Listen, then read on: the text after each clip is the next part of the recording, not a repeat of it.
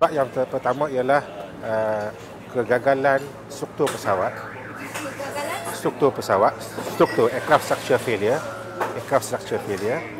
Yang kedua ialah kegagalan enjin pesawat, engine failure. Yang ketiga ialah kegagalan sistem avionics. Avionics, AVIONIK. Sistem avionik ialah sistem komunikasi, sistem transponder, radar, sistem satelit yang komunikasi antara satelit ini adalah dipanggil sistem avionik. Berapa ada? Tiga kan? Tiga. Yang keempat adalah human error. Yang kelima adalah 1, 3, 4, 5 tadi human error. Yang keempat, yang kelima lagi ialah sabotage. Jadi kita boleh rangkumkan bahawa kegagalan dari segi umumnya berpunca daripada salah satu di antara banyak perkara ini. Okey.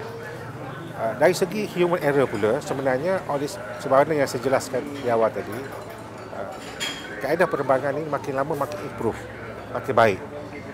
Menyebabkan chances of human error itu makin mengecil, greatly reduce dari segi human error ini.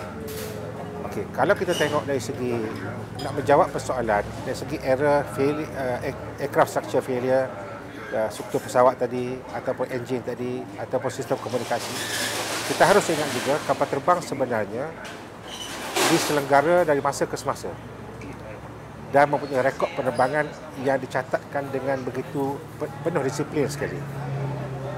Kalau tidak ada kereta, mungkin kereta kalau ada rosak baru kita hantar bengkel. Pesawat tidak begitu. Pesawat ni kalau tak rosak pun, tapi cukup bilangan penerbangan tertentu, dia mesti dihantar untuk penyelenggaraan.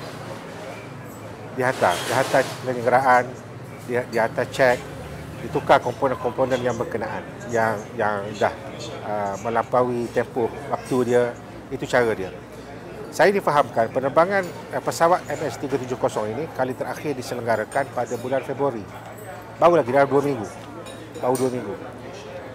Pada tahap ini mungkin apa yang boleh dibuat ialah bagi pihak berkuasa keselamatan untuk melihat dari segi rekod-rekod dan logbook penyelenggaraan itu.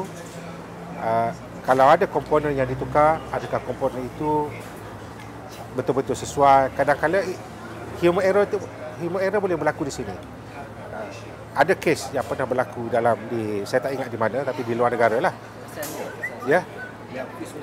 Yang dia punya cermin tingkap kokpit itu tercabut. Sebab sepatutnya dipasang daripada skru itu, size skru itu tidak sebagaimana dalam spek dia, dalam standard yang sesuai. Dan macam-macam perkara yang human error akibat penyelenggaraan itu yang kena kita cek. Apabila kita buat siasatan itu dan kita rasa tidak ada masalah-masalah sedemikian, maka yang berikutnya ialah ini yang dikatakan kita kena jumpa dengan bangkai pesawat. Dalam kes yang berlaku di darat, kalau sebuah kapal terbang terhempas di darat, ianya lebih mudah kedudukan komponen-komponen yang berselerak di satu tempat yang mudah kita mencari itu, menyebabkan kita boleh collect kita boleh collect semua komponen-komponen itu. Kalau terhempas itu berlaku di lautan, inilah yang menjadi kesukaran. Tapi saya percaya dalam mana-mana standard penyiasatan penerbangan, crash sebegini, sebanyak mungkin komponen-komponen ini perlu diambil.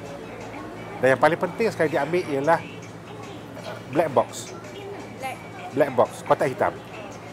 Kotak hitam ni nama je kotak hitam, tapi fizikalnya tidak berwarna hitam, dia warna oren, kata silap saya. Sebab dia memudahkan kita mencari. Kalau berlaku dan dia kalau terhempas dari ke darat, kotak hitam ini tidak akan musnah. Dia tahan. Kalau terhempas di lautan, cara mesti dicari supaya kotak hitam ini mesti dicari juga. Kalau dasar laut lah. Daripada kotak hitam ini, maka analisa akan dibuat dan daripada analisa ini akan diketahui kedudukan pesawat itu. Bagaimanakah komunikasi terakhir antara kokpit dengan menara kawalan.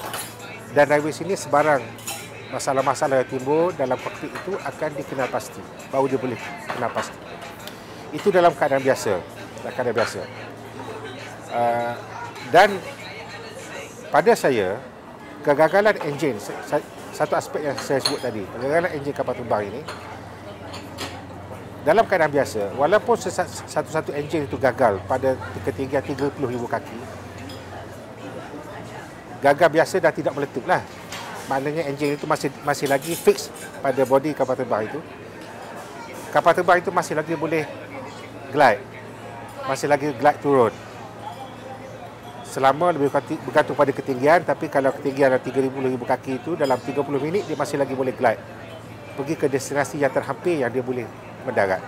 Kalau di tepi pantai lah, gitulah. Ataupun sepatutnya dia akan cuba menghubungi menara kawalan dan mengenal pasti di manakah lapangan terbang yang official ini ataupun lapangan terbang yang abandoned landing strip supaya boleh mendarat.